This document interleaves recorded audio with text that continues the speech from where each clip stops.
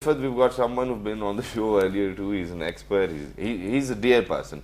You know, I do not really know whether he's good with his employees or not, but that's what we're going to ask from him. So he's none other than Babar Zahiruddin. So thank you very much. How are you? Thank you, Shahzad, for asking for the show, and Maha, it is great to see you back from the UK. Yes, thank you.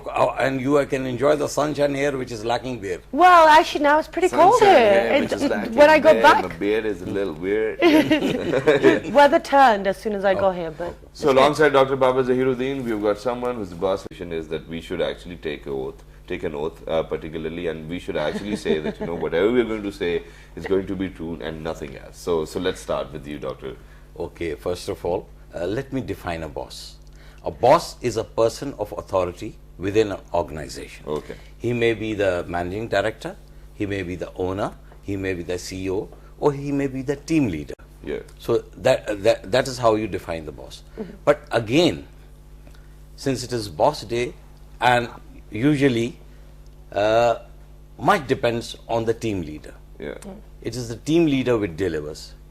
And the definition of a good boss, when it comes to victory, he gives it to his subordinates, and when it comes to defeat, he takes it upon himself. Okay. So that is the characteristic of a good boss. But do you think that's how it is in Pakistan? No, it is not. Okay, how is it? I've been teaching human resources all my life, and where I have gone, seldom except for bearing a few exceptions, I have just not meant any of the people who fit into this criteria. Since you took the oath from me to speak the truth, yes, so I am going to speak the truth. Excellent, today. please do. And it's just like the oath of the Hippocrates, which we doctors take when we do the start with a practice with the patients. So I'm going to speak the truth, nothing but the truth. So help me God. Fantastic. And we've got this oath from all of our couch participants because today we want to highlight the different types. So tell us how has. But Saud Imtiaz is so in love with his boss that even if his boss is selling his cell phone, he's going to buy that one. Even if he's going to get a new haircut, he's going to get the same one. Even if he's going to get a pair of shoes, he's going to get that particular pair. Mirror behaving. And he's is it the yes boss mentality? And do you think that the bosses love it? This is a very peculiar type of mentality which we have, and I think maybe many of my co-participants may not share this view with me, but 80% of the people in Pakistan follow this mentality. Yeah. Because if they don't follow this mentality, then they can't climb up the corporate ladder. Okay.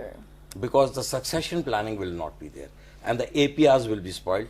And I think I served in the Pakistan Armed Forces, and what you talk is just fits into our armed forces, that we must follow the boss.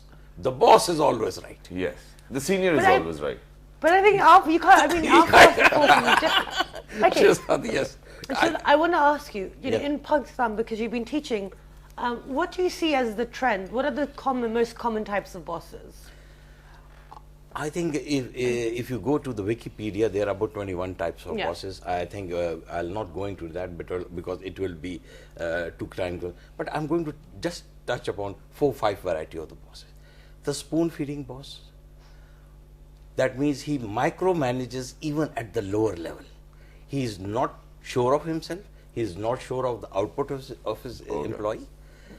And even the small, minute detail he wants to be spoon-fed, and vice versa. Then is the no-fuss boss. He gives a responsibility and takes accountability. He doesn't interfere. And then there is the threatened boss. That threatened boss is that person who is not qualified for his. He is there because of the parchi, which you understand. But he then drives his subordinates to such an extent against the wall that they become berserk. All right. And the fourth, as Moinuddin Saab, is the buddy boss. I think he's the ideal boss. The buddy boss is there who is like a team leader. Okay. Now, again, let me say what is a team. Yeah. Team is very important if you want to deliver something. Team is a collection of people who may not be equal to each other in age, experience, qualification, mental faculties or physical abilities, but a group together for the achievement of a singular cause. All right. That is a team. So we have to differentiate boss and a leader. And a leader. Altogether, two different separate entities. And last of all, there is one more type of boss, the psycho boss. Oh my God. Why are you pointing at me when you say that? Because you are so much interested in psychology. Oh, right, okay. Psycho boss are those people who have got apprehensions that their employees are talking behind his back. Yeah. Right. That is the psycho boss. And he is all the time trying to find spies within the organization so that the spies can report back to him on the performance of his subordinates. Okay, but I think I would love if Dr. Moeen Sahib is going to elaborate about the buddy boss. So how do you think you yourself as a buddy boss? See, as a manager or a leader or a team leader, you have a choice. Either you... People over here are in the habit of... Yes, they are. They are. Well, let's ask Barbara Sahib this. We're talking about this type of boss. So, what is your advice for employees who are in the situation which Shahzad is put forward? Well, you're putting me at the other end of the table. Yes. Well, I was for that. It's a round table, though. Absolutely. It's a figure of speech, sir. Okay. Okay. First of all, the employees must understand the boss. Then they must understand what he likes and dislikes. Okay. Then there's a specific English word for it that is known as idiosyncrasy. Means ke, under what circumstances does the boss behave in what manner? That he must observe. Okay. Then he should try to build a friendly but firm relationship with the boss. But Dr. Sahib, my question is, if we are going to observe so many things, how do you think we'll focus on our work? Shahzad, you get a raise, you have to do it. That is very important because these days... But do you think it is the right practice? Because since we're talking on national television, it is the practice which is adhered to in most of the countries.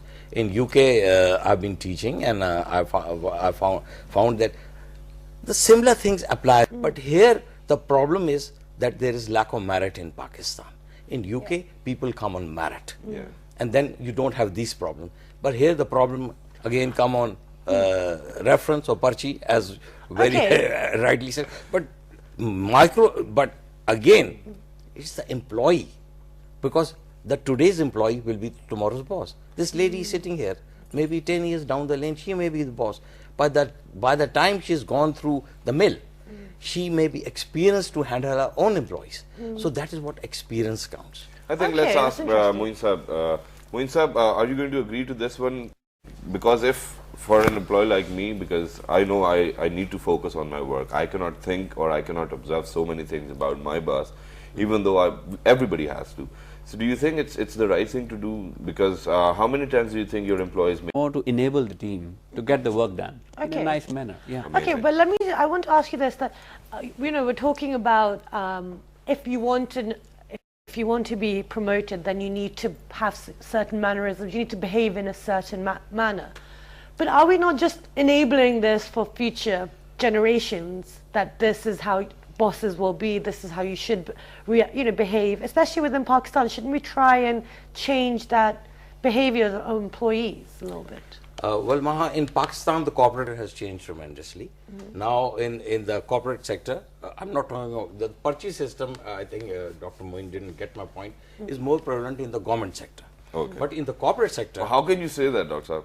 because I worked, You're there. I worked, and I've become, and I have to do work with them. I represent various firms, and I have to get the work done.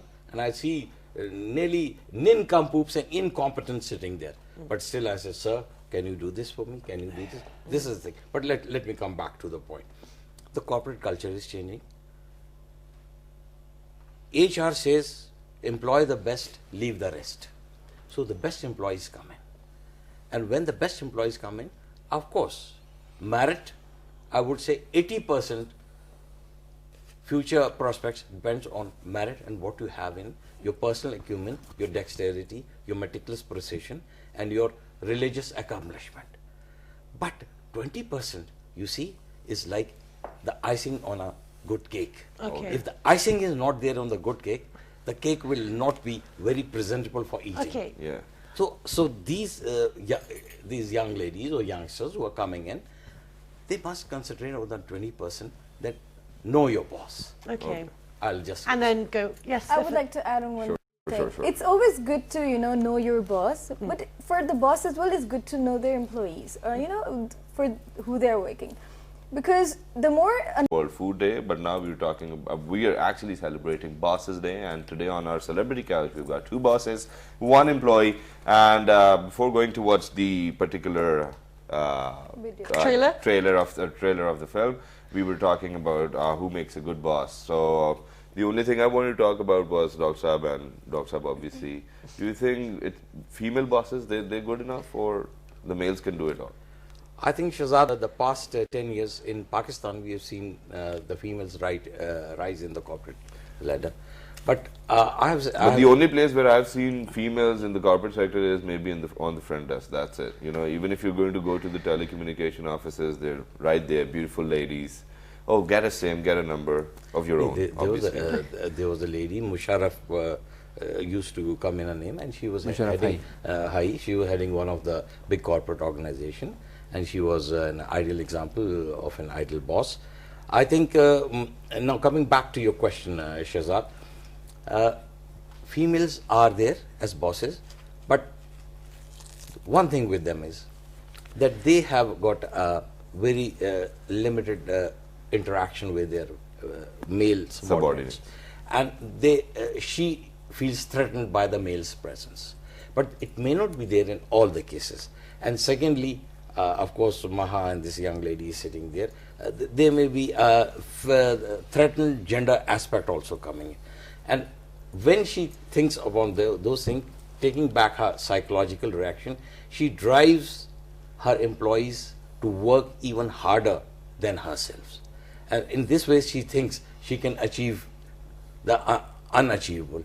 But female bosses do have, if the female bosses are looking, please try to have a soft corner for your male employees. They are also human beings. Yeah. And after all, they have got wives at home, and they have to go back, and if they are threatened by the females in the office, then they are threatened again by the wives in the office. I think because then we have to face 2 bosses, right? One in the office and one in the home. Oh, yes. Just, coming to Shahzad's point, there is some perception, yes, in Pakistan, but females are making a greater headway.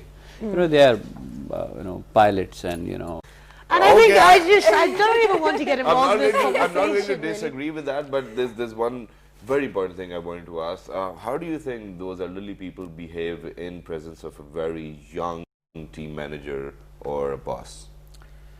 Do you have the same respect for a young manager? First of all, the people who are older than the boss sitting in the office, they have an air of aspersion about the boss, because they feel that they have so much experience, and this young lady has come in and become their boss.